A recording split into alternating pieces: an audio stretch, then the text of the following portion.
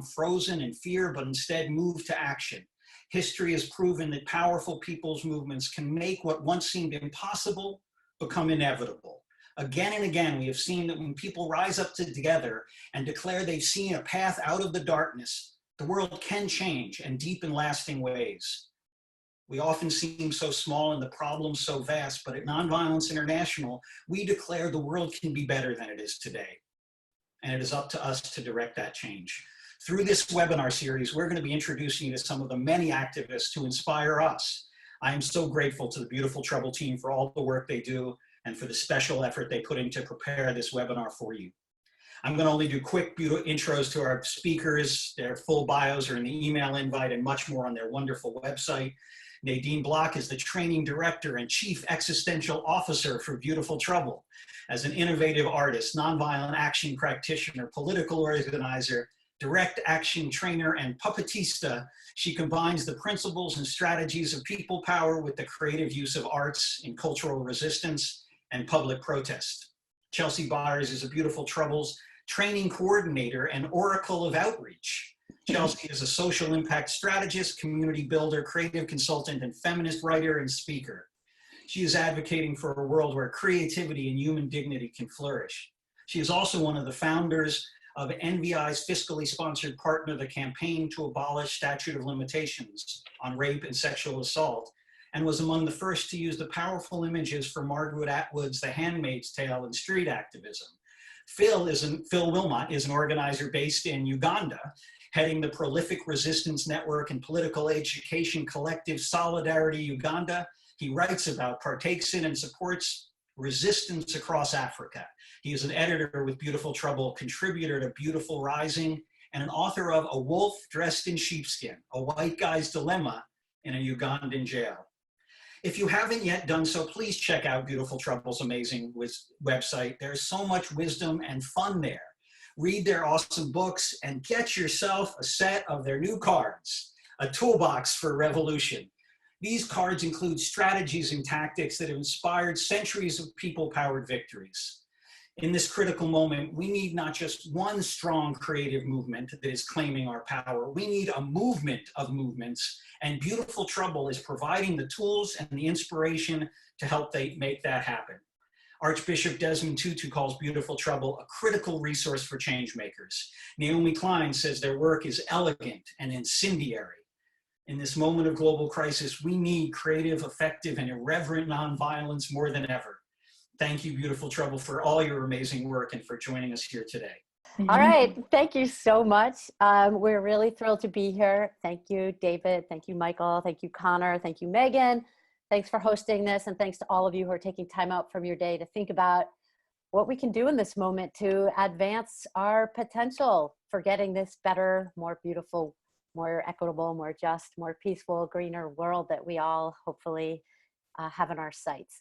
So my name is Nadine Bloch. I'm one of the Beautiful Trouble people on this phone call, on this Zoom call, and we'll be running really quickly through the first part of, let me share the agenda for this next part, I guess, overall.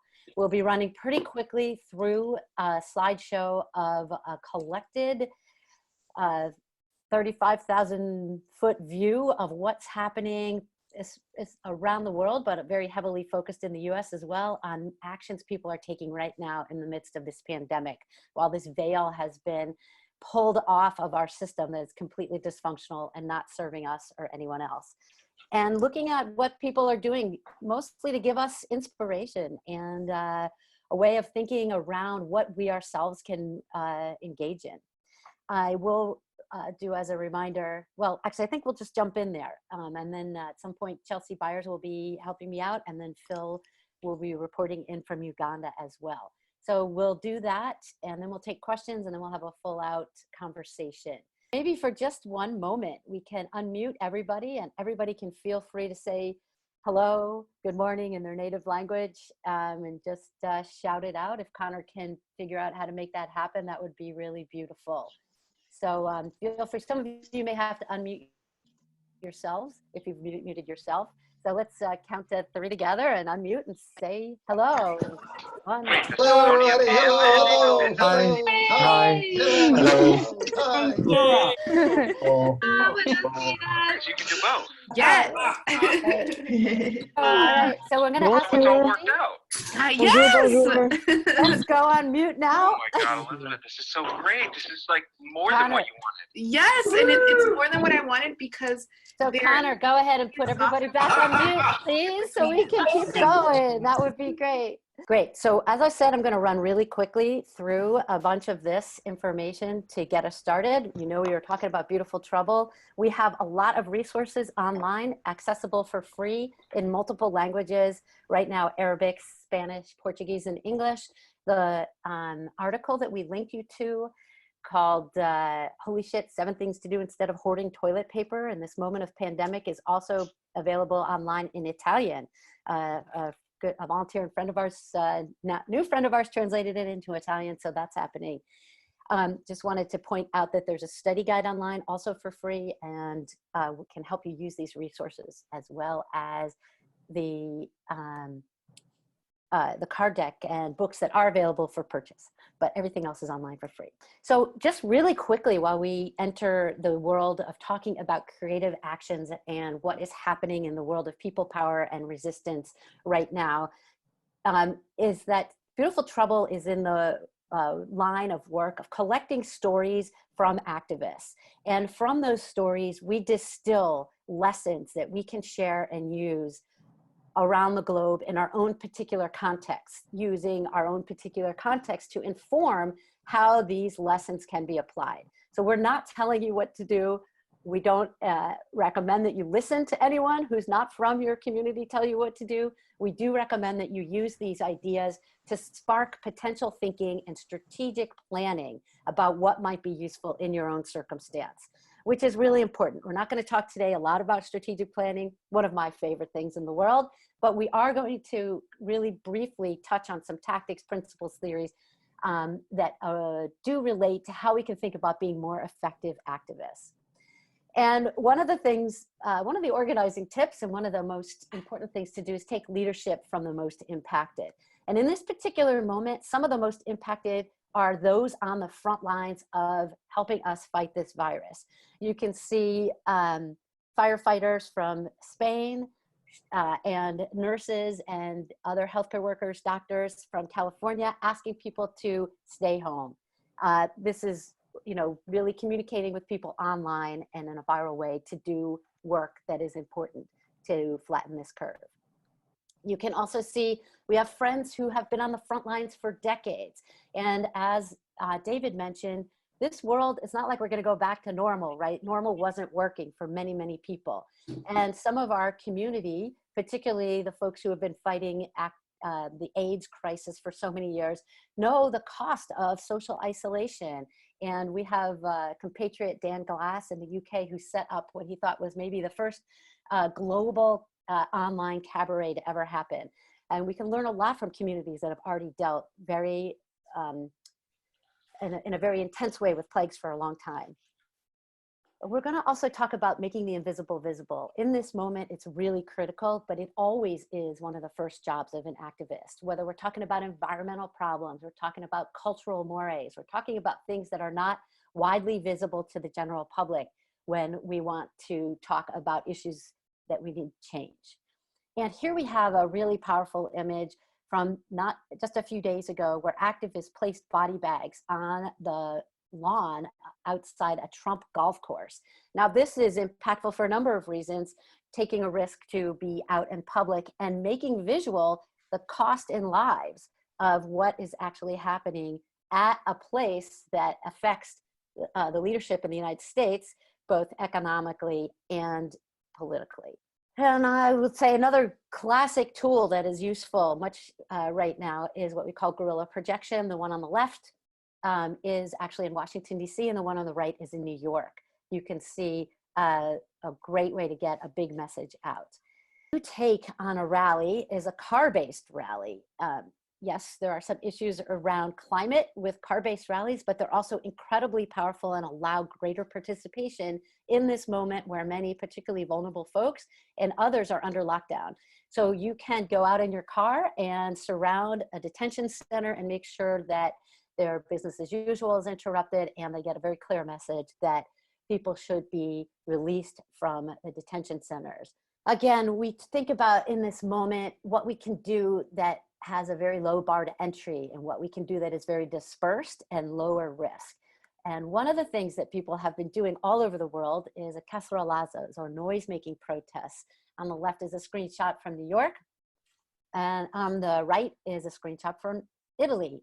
And this has been used both to register disapproval with what's happening in a government or a national situation, local situation. It also has been used very effectively to support and thank those on the front lines who are working day and night to deliver groceries, to deal with sanitation, to actually support and deliver healthcare.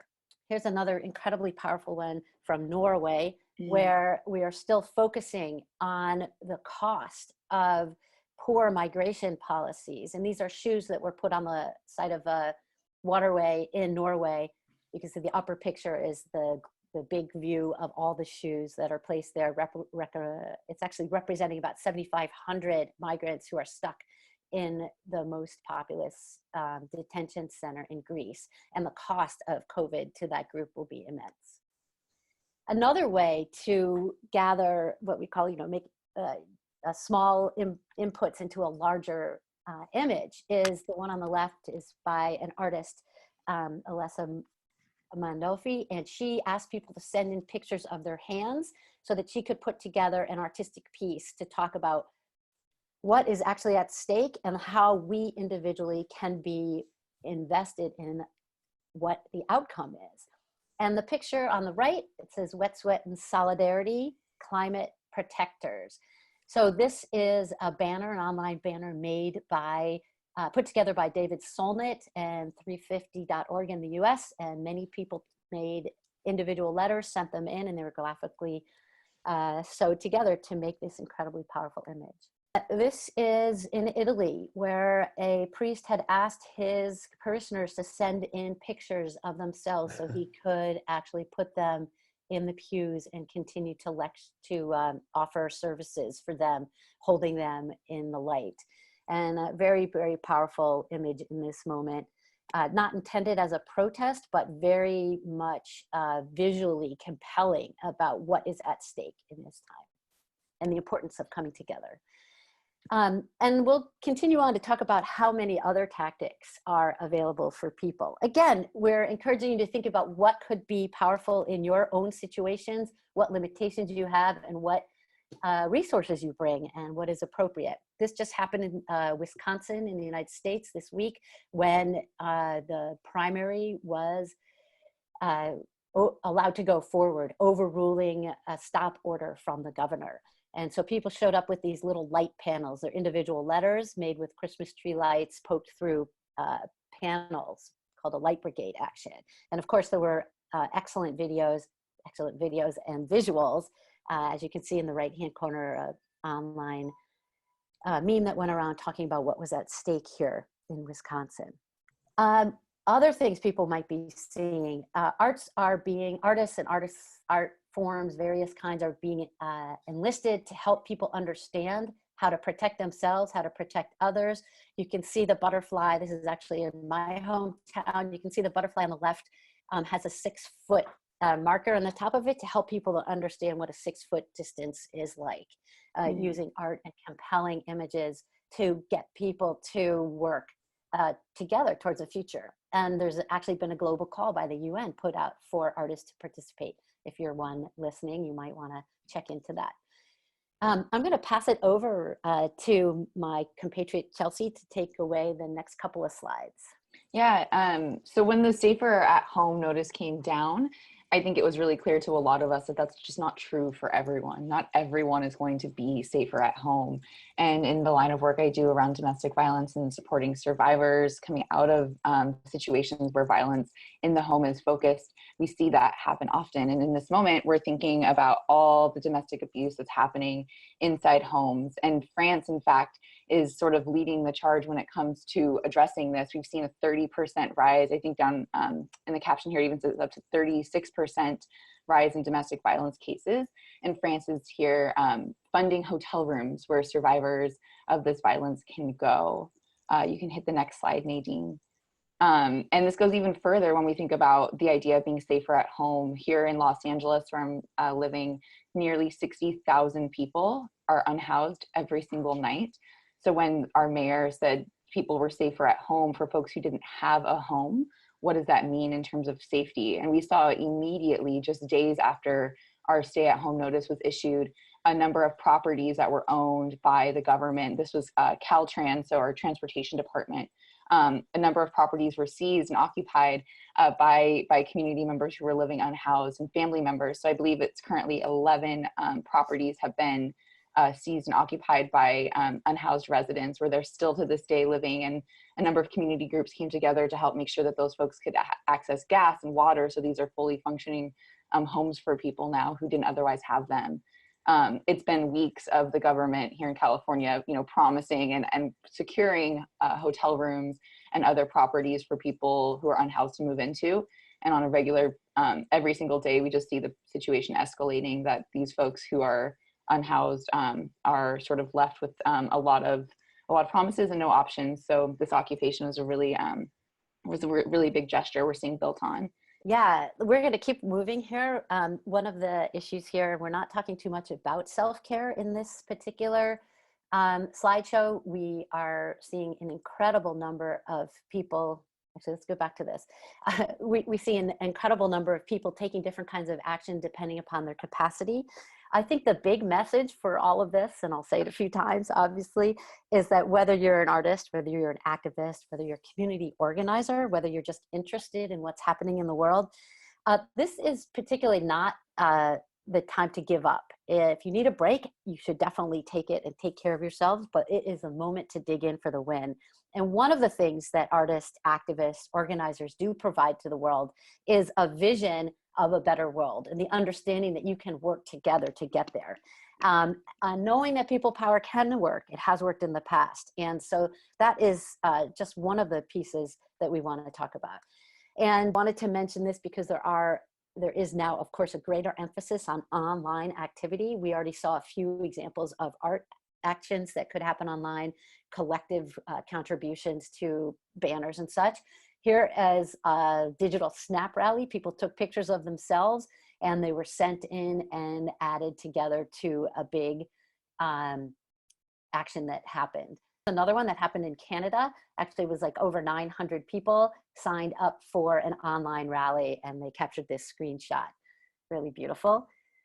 And of course, probably many folks are aware that Earth Day to May Day this year was going to be an incredible outpouring of support for the climate and taking climate action. Greta Thunberg has obviously encouraged people to move online, and the Earth Day actions have moved online in a big way with 24/7 activities planned on the 22nd, 23rd, and 24th. But it's not limited, of course, to just climate action. There's still action happening on many, many issues, as we have talked about. Removing sanctions on Iran is also a really important thing to do. It was before this crisis, and it's even more critical as people are suffering and need healthcare support. And that continues online. We don't want you to forget that there are also possibilities for safe in-person action. Again, we're not recommending that you do this without considering your own particular circumstance and thinking about how it factors into a strategic plan.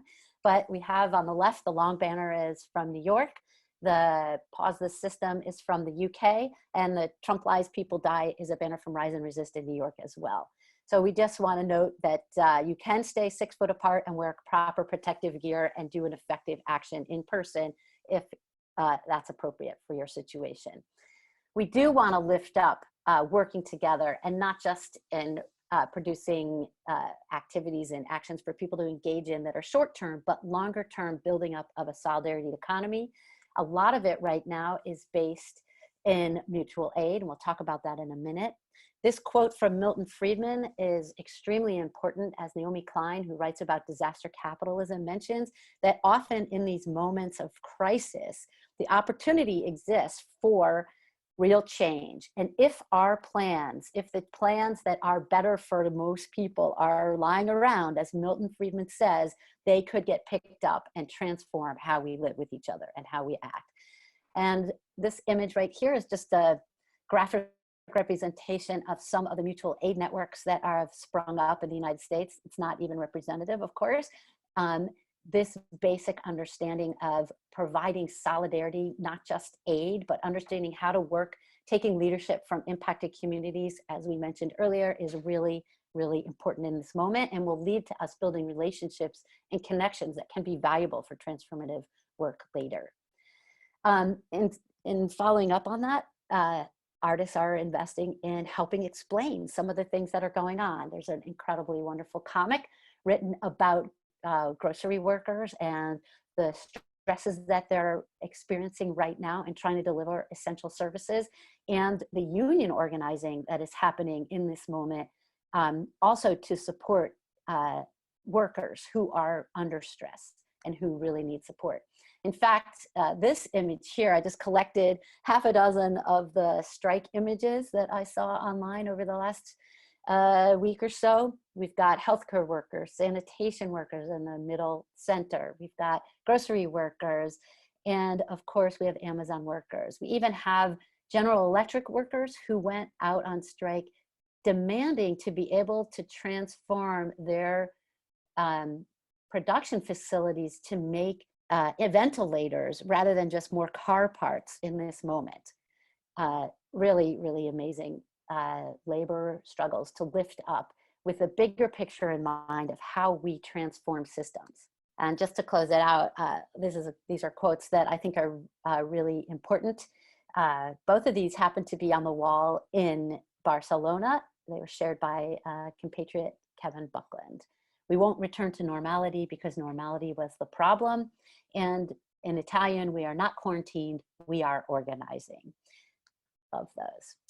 So we'll talk a little bit more about the fact that right now, civil disobedience might be more difficult to engage in some places where we're at, running the risk of more dangerous repercussions in many countries. And I know Phil will talk about this. This is an opportunity for militaries and police to act even more irresponsibly and with impunity against ordinary citizens. So this is a risk that must be taken into account. But there are many other kinds of disobedience that are very much impactful in this moment. And so we're talking about not shaking hands, we're talking about not hugging. This is cultural disobedience that is appropriate to have in this moment. We also have lots of other work happening around working together to stage rent strikes or debt strikes. Students are, in some places, student debt and rent has been forgiven for several months. In other places, it has not. And people need to share together to make sure that they can, actually stay strong and stay housed. Oh, right. I wanted to throw this up here as we get to the end of this inspirational, I'll call it, slideshow. This is an old picture, actually, of a holographic protest put together in Spain. This was done when Spain cracked down on public protests. Since then, the ban had been lifted. It's now, of course, you're not allowed to protest in the streets right now either in Spain, but just wanted to share that there are quite a number of innovative tactics out there that I haven't even mentioned yet, and maybe they'll come up in the Q&A and the sharing section. And that's one of them. Here's another incredibly interesting old one done to basically zap the online presence of corporations. This was a screenshot from when the Zapatista movement was happening. And it basically kept feeding over and over to shut down the servers. So we had this was actually coordinated by a group that was called the Electronic Disturbance Theater, working with online tech experts to figure this out. And they've also more recently done a trans-border immigration tool, which helped people find ways out of countries and also delivered poetry. So I just wanted to share those. Here's a very current one that's coming up for anybody who's in New York, or maybe anyone who might think that this might be useful to do in their own place. There's a New York City Cry Out for Action organized this Saturday, an actual physical cry for help from the rooftop and balconies in New York City. And I wanted to share that because that's going on. Oh, and of course, probably, has everybody heard that Google on April 1st announced that they were going to stop funding climate change deniers? They had this incredible 4 policy changes for a greener future that were announced. Did you all see that? Zero emissions, 2025, zero contract. Oh, some of you are saying this is a hoax. You are right. That was a hoax put out by Extinction Rebellion. So don't forget that you can also do that and try to make the world a better place by putting in, maybe it's only hoax form, the world that you want to see happen. Just as a way of closing out before I turn it over to Phil, wanted to remind people that there's a lot of resources online. And Phil, if you're ready, I'm going to turn it over to you. Great. So we can start with the gerontocracy slide. So I was just kicked off the internet because we had a brief power outage. Sometimes it's for several days, sometimes just for a few minutes. But it goes to show that we have to think more strategically than just saying, let's migrate over to digital. Let's start having our meetings in virtual spaces. For most of the global South, this isn't super accessible. It's very difficult to do. Otherwise, my name is Phil. I'm part of the Beautiful Trouble team, and I've been based in Uganda for the past 11 years. And Uganda is the world's second youngest population, but it's almost exclusively run by men over the age of 70. The image actually in this gerontocracy piece in our toolkit is our president, Yoweri Museveni, at a youth conference, and you can see the ages of the various people that he's taking a selfie with. Most people at the conference were above the age of 50. So this is the generation that's in power despite being a slim minority of the population, and they've held the same administration for over 30 years of military dictatorship. And when you're running a military dictatorship, you of course need money, and so any crisis becomes kind of like a petty revenue generation project for authoritarian states, including Uganda. So East Africa was amongst the last countries to really have outbreaks of coronavirus.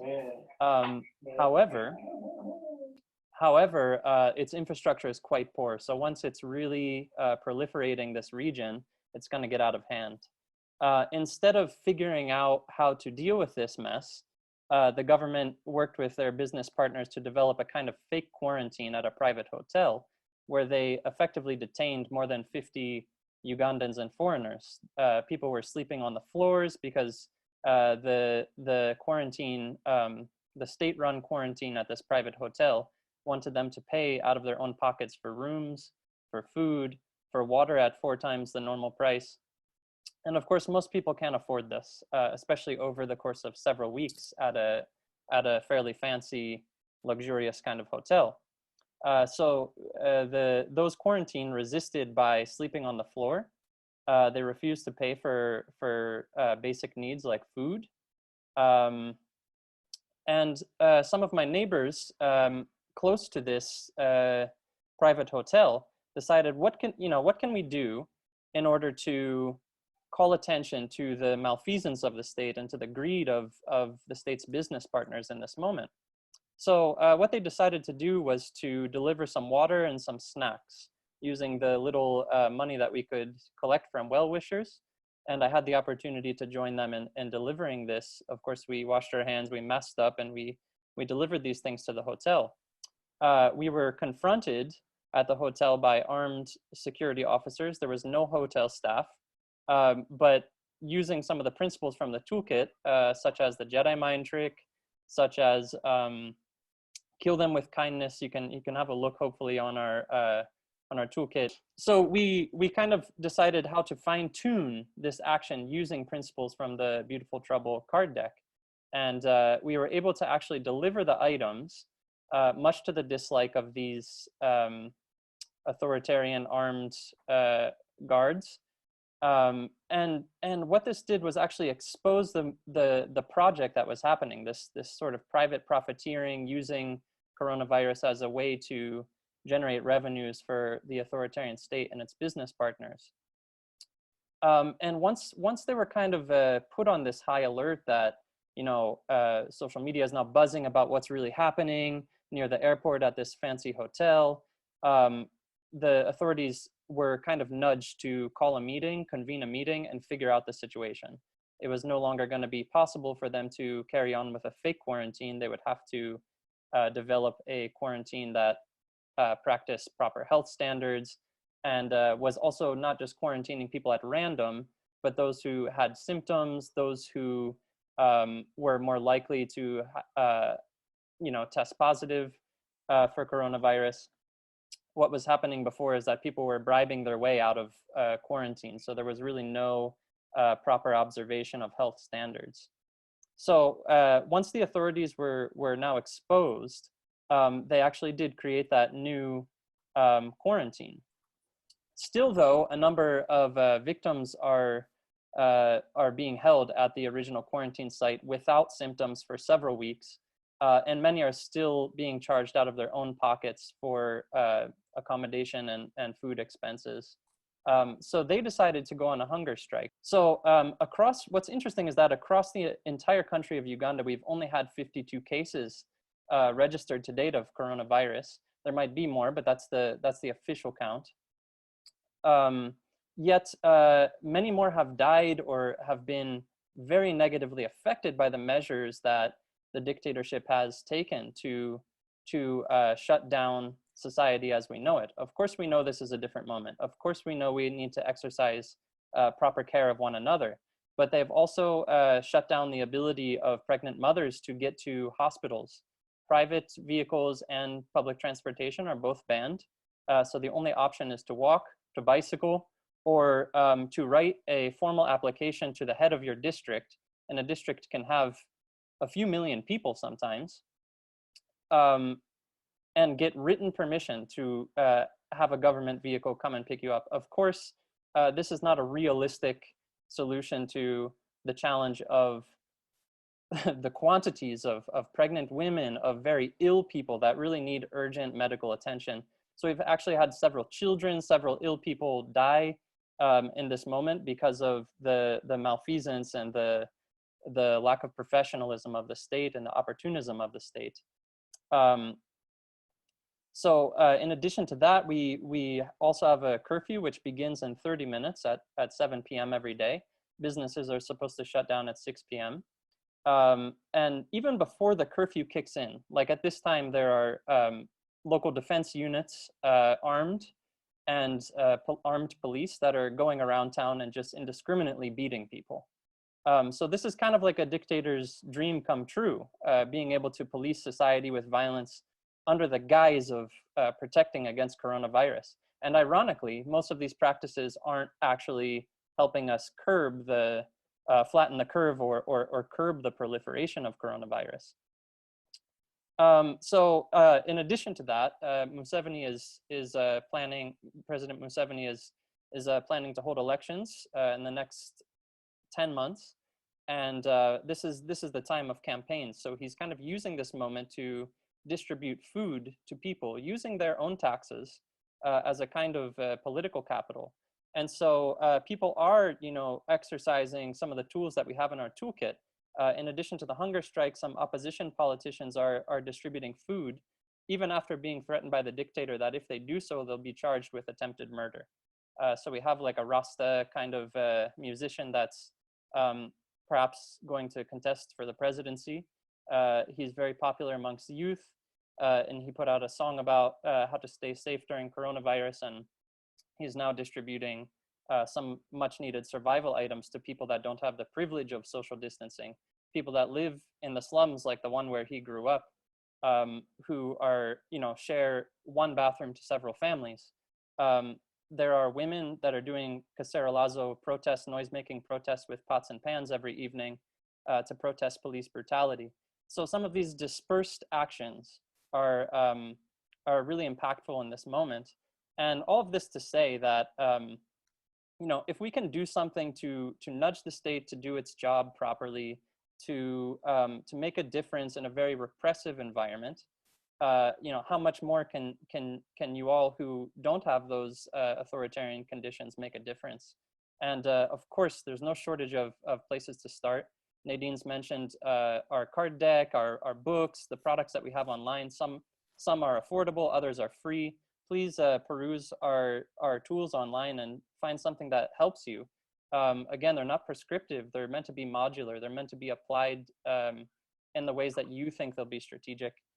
So nobody is telling you exactly how to do it. And in addition to that, of course, Nonviolence International also has the largest catalog of training resources for organizers and activists on their website. It's really, really amazing. They have, curricula and tools from all over the world. So I'll give it back to the organizers of the program.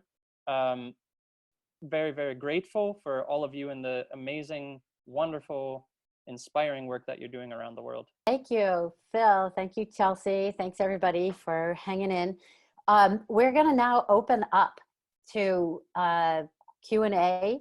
My recommendation, I guess the easiest thing to do since we have such a large number of people, and we're thrilled that you're all here with us, is to suggest that people write in the chat box. So anybody want to let us know anything of interest that has been happening in your world, something you had a question about? Yeah, I'm happy. I have the, and for example, I'm seeing Jacob Okumu, you have a raising the hand feature, so I'm going to cue your mic up. Absolutely. If you just use the raise hand feature, I'll be able to see it and you can ask a question. And for people, yeah, and for people who don't know, if you click on manage participants, you should be able to raise your hand once you click on the participant link on the bottom. That's the way you raise your hand. So my question goes to Phil, and especially on the police brutality in sort of, so even in Kenya, we have the same situation where there's a curfew of not going out between 7 p.m. and 5 a.m. And in exercising that, or in ensuring adherence to that, the police has come out and used excessive force that has led to about 5-6 deaths and many more injuries, actually even more than the COVID-19 itself. So I'm wondering, I didn't get that feel. What, and knowing that it's a situation that also is happening in Uganda, being just near here, I'm wondering, how have you managed that? How have you responded to that? And has there been a positive outcome from your efforts? Yeah, that's a great question, my comrade. I hope you're well. Of course, the situation in our urban areas of East Africa is very similar in Kenya and Uganda especially. And these dictators are also learning from the new fascist regimes that have risen in the global north. And so they tend to replicate, the same measures that we see, for example, Trump implementing. So bailing out companies instead of bailing out people. And for example, passing supplementary budgets without the proper political proceedings that actually are mostly catered toward things like security, which is sort of a euphemistic word for the brutality that they want to mete out against us. It's hard to say exactly what we're doing to mitigate it. We see women's groups, a lot of the police violence in the urban areas of Uganda is meted out against women mostly, and with more severity, I would say. We've had women killed shortly before the outbreak of COVID in Uganda. We've had a lot of old women, market women, carrying their fruits home and that kind of thing, that are just absolutely brutalized. Tons of, pictures popping up about, exposing police brutality and that kind of thing. So there is a women's, well, it's not exclusively women's, but there's a growing movement with women who have suffered police brutality at the center, who are championing now this effort to make noise every evening against police brutality, banging pots and pans. It's of course a very legal and mostly safe action. And of course, it's something that can get hope alive. And that's an important thing to note in this moment. How can we actually pivot toward hope? And of course, the shock, the utter shock of this coronavirus global sort of lockdown, people are looking for that hope. And so whatever contagious hope we can offer, that's kind of a strategic point to start. And then the last thing that I'll say is we need to think more strategically about how to use this moment to encourage defections from the security personnel in our various countries. One thing that I noticed while delivering the water and food at Central Inn in Entebbe, Uganda, was that, you know, these armed officers were also very afraid. You could see in their eyes, they were afraid to be around something like a fake quarantine that was being mismanaged.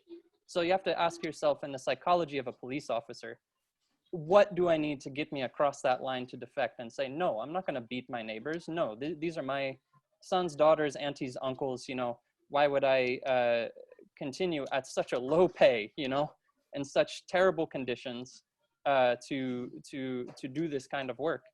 So we need to think strategically about their psychology and what pushes them across the line toward defection. Beautiful, beautiful. Yeah. Yeah, and I'm going to add a little bit. When Phil and I were talking earlier last week, I guess, when a lot of this was happening, these are questions that we immediately started to think about. We're not talking about abandoning, in most cases, we're not talking about abandoning existing and ongoing campaigns.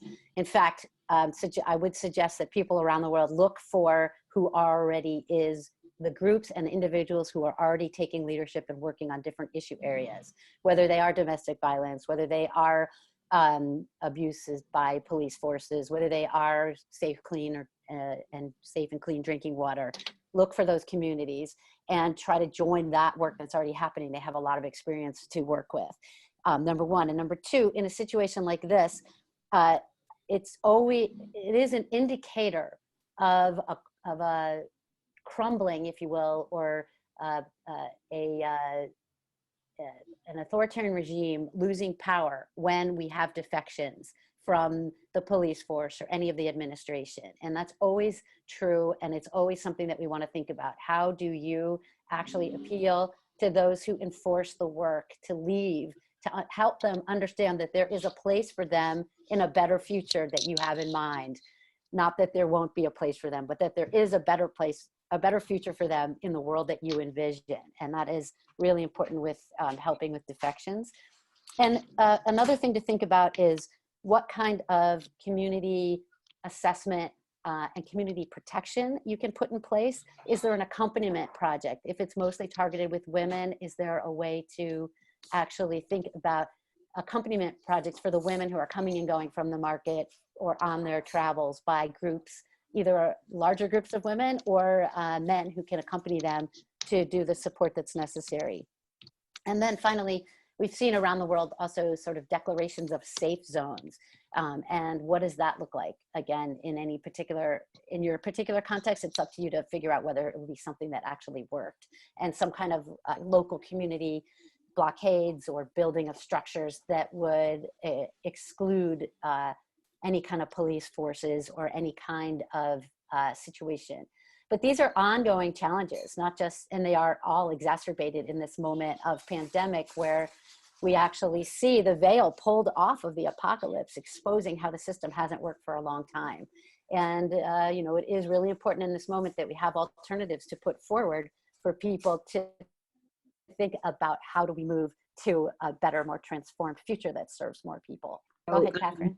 Yeah, hi. I'm calling from Albuquerque, New Mexico, just back from Thailand, where I've been for 3 months. So kind of seeing how the virus has been impacting Southeast Asia in many different countries. Thanks for having this call. It's great to see so many colleagues and so many people that are interested. I basically kind of got 3 question areas. You've already started touching on some of those. One of them is, we know that one of the key parts of movements or the roles is to serve, alert, educate people. And this looks like a really key time that we need to be serving. But I'm just curious how others are looking at kind of tactics and campaigns while we're serving. And Phil mentioned a good example of bringing food to people in quarantine. Nadine's mentioned a number of issues, but as we're serving people, how do we also use that to educate, alert, and mobilize people to become a bigger force, because we know that numbers matter. The second one is about training, and it seems a key time to really even more expand and reach out to be able to train the trainers, to provide skills about strategic nonviolent resistance, which again, is a key part of trouble. I love the cards. I bought a deck at Christmas time before I left, so those are going to come in really handy. Yeah, thank you, David. And then the third piece, and so again, how are you looking at expanding the training?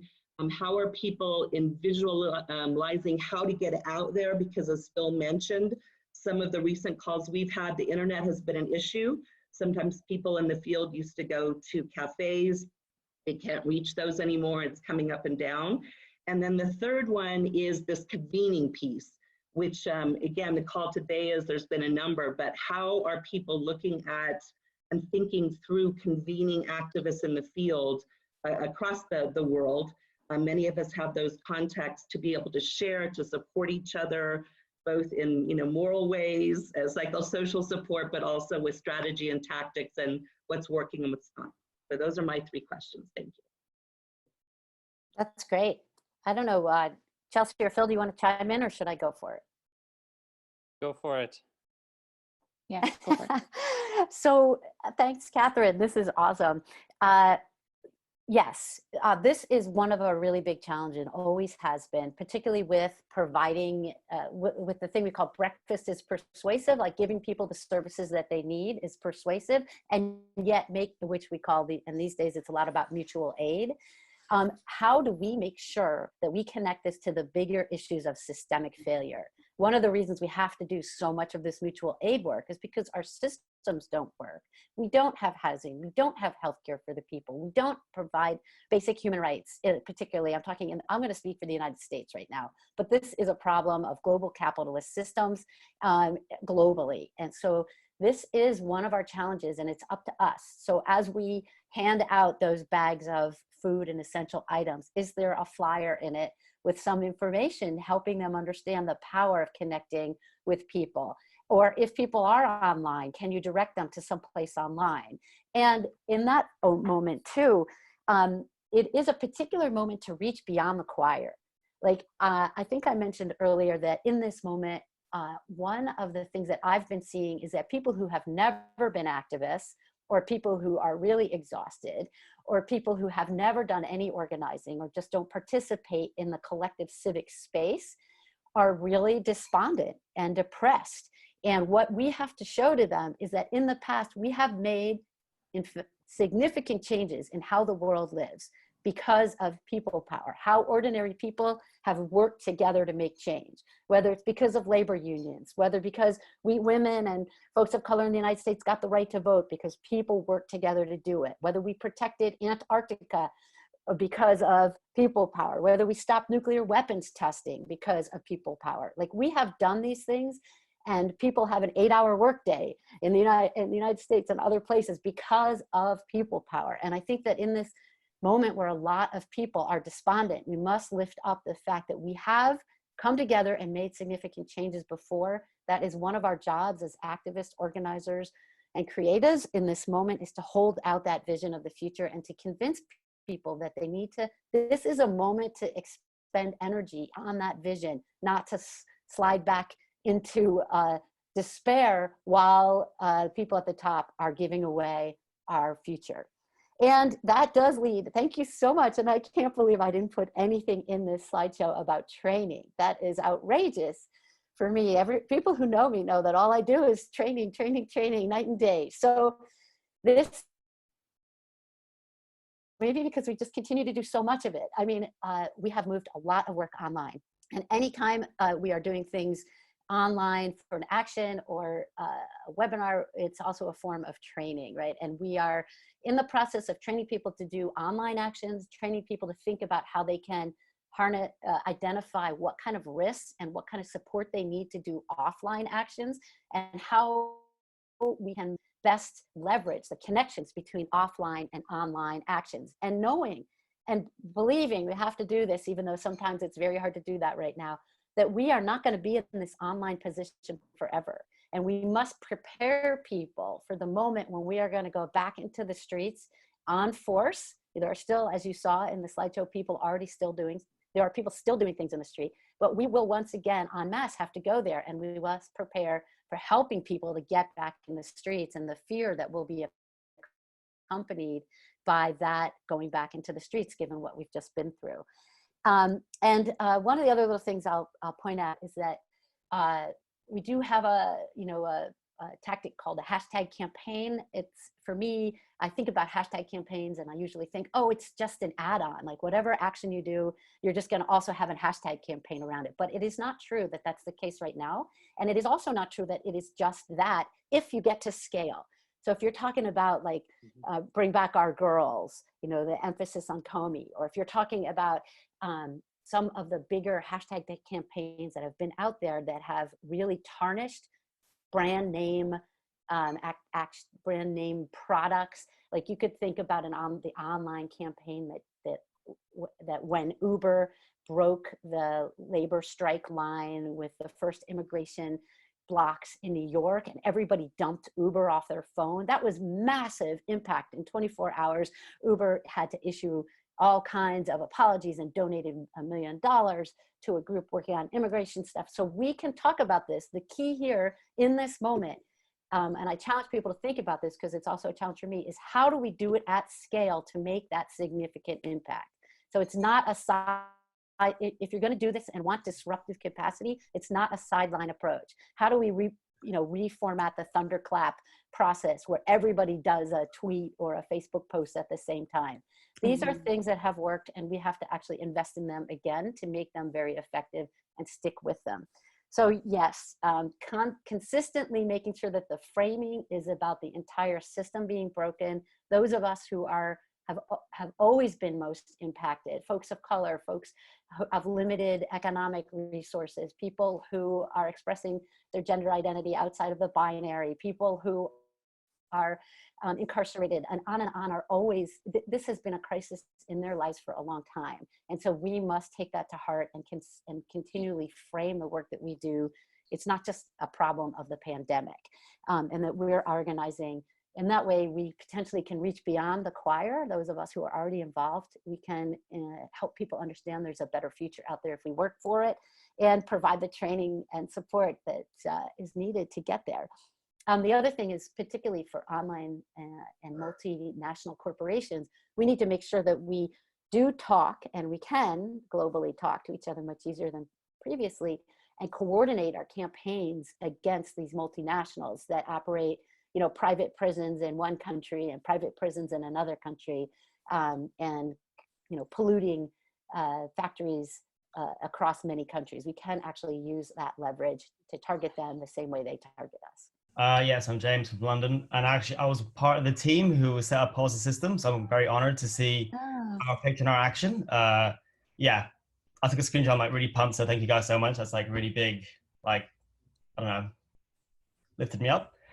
And I guess the question I had was, so I'm in a group of like primarily climate activists, and I guess we're really struggling with like the sensitivity of talking about the climate, and in a time like coronavirus when people have kind of put that on the back burner, and like our challenge is like, to what extent do we speak the truth and like be bold and like say what we believe in versus trying to meet people where they're at? And like, obviously there's like really tangible links between the climate and animal farming and coronavirus, but to what extent, like, is it not the right time? Do we wait a bit longer, or do we just really like be true to ourselves and like speak the truth? So I was wondering if you guys have any thoughts on that, or anything would be great. You're feeling, James. I've had a number of campaigns here that are related to sexual violence, to some other, even issues in this moment that are taking a huge turn for the worse, that we're really struggling with how to communicate, how to break through. Those issues aren't going away. And in fact, we may miss a true window of opportunity to address those issues in this moment if we don't. So I just want to empathize with that sense of like trying to figure out how to make the most of this. And I think like for me, training and preparation is really the key here in a lot of ways. It's sort of knowing that that we can be doing some things right now that aren't about bringing the entire public's awareness focus square to this issue, but that are doing more things for our internal group, that, focusing on training, building up our own internal capacity so that we're ready when that reemergence happens. But maybe Nadine wants to add anything into. Let's see. I do think, as Chelsea said, we have to lead with the immediate issue. And I think that that is really important. So people do need to be met where they're at. And right now, that's a cardinal rule, principle of organizing. So yeah, it is a bit tone deaf if we go out there and not acknowledge that a lot of people are just not in a place where you can immediately start talking to about some of these issues that we think, that we so clearly have analyzed as the root causes. And so that's, I would just really encourage you to, and what we often do, and some of the work we're doing in DC, is we have a collective is the wrong word. We have a group of frontline leaders and impacted community folks that we check in with before we do our work out externally, before we put things out. How does this fall for you? Does this make sense in your context? If we are out doing mutual aid work and we want people to understand that the problem is not about mutual aid, like providing the mutual aid, the problem is about the bigger system that doesn't take care of people overall. People are often willing to hear that when you're also addressing the need. The words that you hear might not be the same language that you use in describing the problem, but it's right there. I mean, anytime I've ever been to jail unfortunately, it's been a number of things over the years for what I believe in, I have always had really powerful communication with people in cells with me about why we are there and the base understanding that the system doesn't work, whatever problem they're in for. And so I think that's the only thing I would add. Tali, I'm in Chicago, use they, them pronouns, and I have sort of a two-part question. One is around, it seems like, thank you really for the slideshow, it's really, really inspiring, and it seems like a lot of, especially the actions that are being put on by artists, I'm thinking of the butterfly and other ones that came up, are really about the role of the left as fighting coronavirus, and the role of left as filling in the work that the government is not doing to prevent the spread.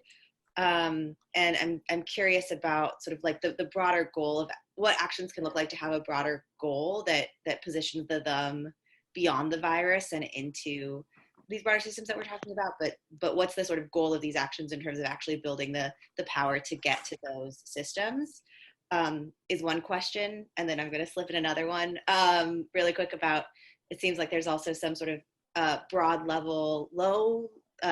low-level asks, like everybody posts a Facebook page at the same time, and then some very intensive small-level, higher risk asks, and what if there's sort of a sense of what's catching or what's being more effective in this moment across those kind of two different spectrum types of actions. Well, not really take it. I mean, maybe just add more questions to it. One is that kind of pulling in like Marshall Gann's organizing theory about a uniform story structure and strategy. We don't have those things globally. We might have them in particular movements that are sort of using this coronavirus pandemic to catalyze their political work. But I don't know how we create that across borders and collectively. I don't know how it emerges, how deliberate or how organic that process might be, but it seems like a big opportunity to do that. Another thing that's been churning in my mind over the course of this conversation, and it relates to an article that I'll have out soon with ICNC's blog, is how to use our constructive program, our mutual aid efforts, our direct service kind of charity, humanitarian kind of stuff that we're doing, but also give it not just a new narrative and a conscientizing kind of power, but in addition to that, an edge of kind of like resistance and disobedience. So I'm thinking about the Black Panthers. I'm thinking about, Occupy Sandy, that appealed to people in a way that the Occupy Wall Street very overtly political movement might not have appealed to the same demographics. And yes, it raised their consciousness, it brought in new membership, but at the same time, it presented kind of an alternative system, an alternative way of doing economics and of communications, to the extent that, FEMA and Red Cross and these sort of like first responder, massively budgeted organizations had to tap into that infrastructure. So this is the time to kind of create that utopia, yes, it's good to like be neighborly, it's good to like serve one another, but at the same time, how do we give that a little bit of an edge so that it forces the system to kind of play by its own book of rules? Or as you know, the organizer Saul Alinsky said, like, how does it hoist the enemy by his own petard? How does it force the system to do what it's neglecting to do? Yeah, this is great. I'm going to add a little more here too. I think it's really important that we're not just doing the government's job for them. You can definitely embarrass the government by doing their job for them. We've seen it all over the world, and it's a really great way to get into people, whether you're talking about really basic things like filling potholes in the street, or providing healthcare and other services. Again, it's a framing issue. Get people to come to your event, your project, to talk to you, to build relationships by providing a need, providing a service for a need, and frame that in a bigger picture, like Occupy Sandy, like the Common Ground clinics, like any of the work that people do with Movimento Sem Tierras, like the MST, the movement without the landless movement in Brazil, actually providing services and needs in a framework that is quite openly different than the dominant paradigm and the ruling class, right? That's number one. Number two, like, what's the difference, or what's more important in this moment, or what's falling better right now? A low-level, broad kind of ask, or an intensive, higher risk ask? There's no answer. Like, it really is dependent in your community. And again, we didn't go into strategic planning, but maybe that's a training we'll offer in the future here online about what are the questions you want to ask yourself and your community about, what kind of strengths and weaknesses you have internally, what kind of opportunities and threats are external, and where those things intersect, and what you yourself and the group that you work with can offer. And Tali, I know you know this already. Nice to see you. I also want to talk about really quickly about the basic things about providing services and about some of the organizing work that we do. There's this old adage in the United States that we're really bad at, but most of the world focuses on relationship before task. In the United States, we often focus on task before relationship. In this moment of crisis, it's even more important that we do the relationship before task. As Adrienne Maree Brown has said, or at least that's the one I remember her saying this, is that change moves at the speed of trust. And that speed of trust really rests on our ability to establish relationships. So all of these mutual aid efforts are incredibly powerful tools for establishing relationships. And if we're keeping in the back of our mind as activists and organizers and change agents that what we want to do is change this and never have to deliver mutual aid again because we actually have in place the support networks that we already need, then what we are building is a trust pathway, a way to work together, and hopefully even decision-making structures and a way of making decisions collectively and together. This is another passion of mine, consent-based decision-making. We are not in our global culture used to leaderful decision-making. We're used to leadership and hierarchical decision-making, and that is a really radical thing. And all of this, unfortunately, takes quite a bit of time.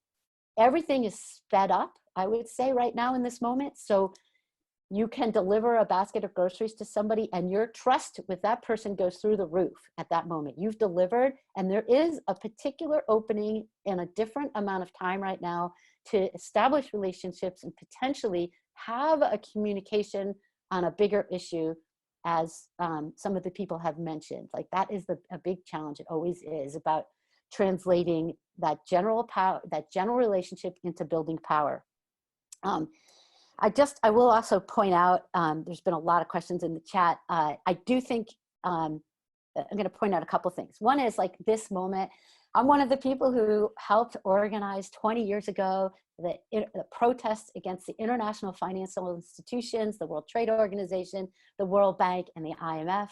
And yeah, it's been 20 years since Seattle and 20 years since A16 in Washington, D.C. against the World Bank and IMF. Those meetings are happening again, the spring meetings of the International monetary fund that's happening in Washington, D.C. again. And we have a peculiar moment now where, because of this crisis, they are actually approving debt forgiveness for the poorest of nations. And we have to push that. It's not enough, but it is an incredible movement over this time period that seemed to have stalled out over the past 20 years, from when we had 40,000 people in the streets on A16 in Washington, D.C. in 2020, or even more in Seattle in November of 99.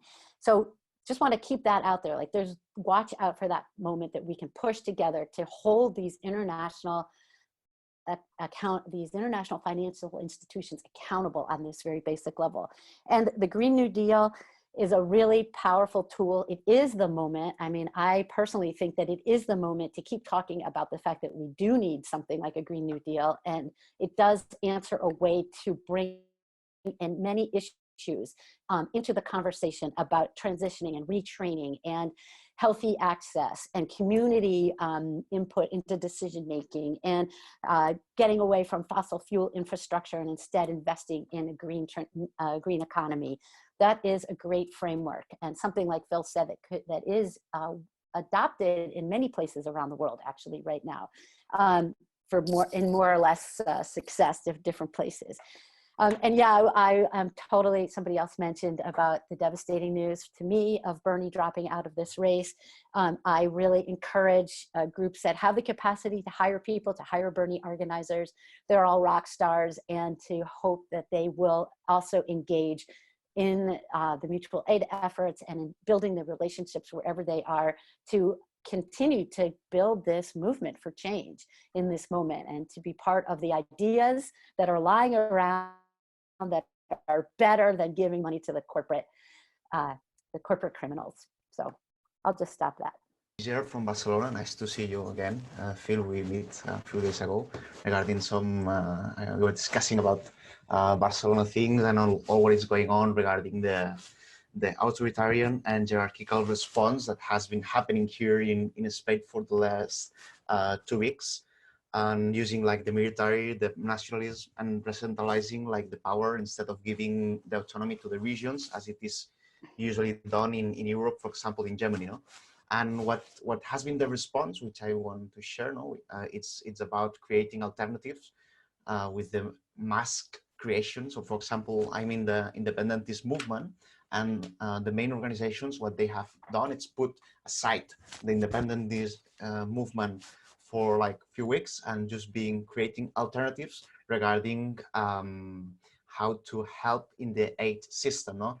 They're giving masks to the hospitals. They created also, for example, companies have changed their business for like giving for free like oxygen machines, you know, to help people just to breathe. And it's being like you know, everyone locked up in homes, but at least these people has been considered to do like this mutual aid job, which has been interesting. And also another organization which has just looking for funding to find the machine, you know, like the new way to help the coronavirus issue. You know, and it's been crazy. And the activists now we are like meeting between us with Zoom as well, like every day. But the thing is how we can keep going with our goals, which now we're discussing regarding that if it's going to be or not a changing point, and knowing that regarding inside of Spain, it's going to be most difficult for us to survive as a people than being our own country. That's, and just wanted to share with you what's going on, and also that how we reacted and the challenges we're facing to finding new objectives during the time we are confined and where we have the quarantine. Facebook Messenger. I work for a group called Military Poisons, and we have a mailing list that reaches tens of thousands of active service members. And you know, I've become convinced that the United States Navy is an incubator for COVID-19. And I would like to see people research that, verify it, and then spread that word. And if you look at the picture of the mutiny on the USS Teddy Roosevelt a couple days ago, you will see 2,000 service members, sailors, not practicing social distancing. And I understand right now it looks like about 320 sailors on that ship are sick. And they're in Guam right now, infecting people that are low-wage employees in hotels.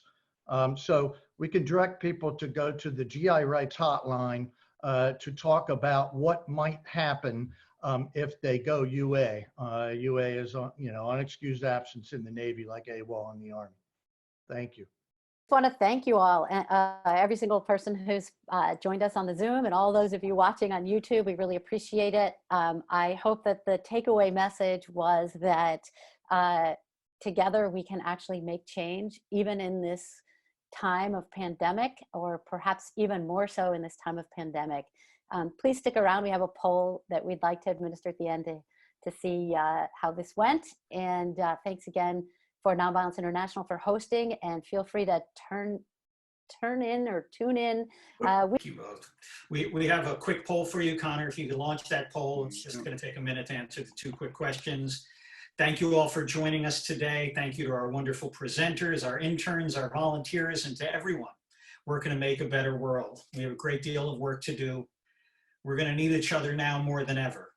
We are indeed all part of one another. Beautiful Trouble has told us we don't get to choose the historic moment we are born into, but we do get to choose how we respond. As we recover and put our world back together, we have a chance to put it back together differently and better. I hope you will join us back here next week at the same time for another free webinar on nonviolence, 10:30 a.m.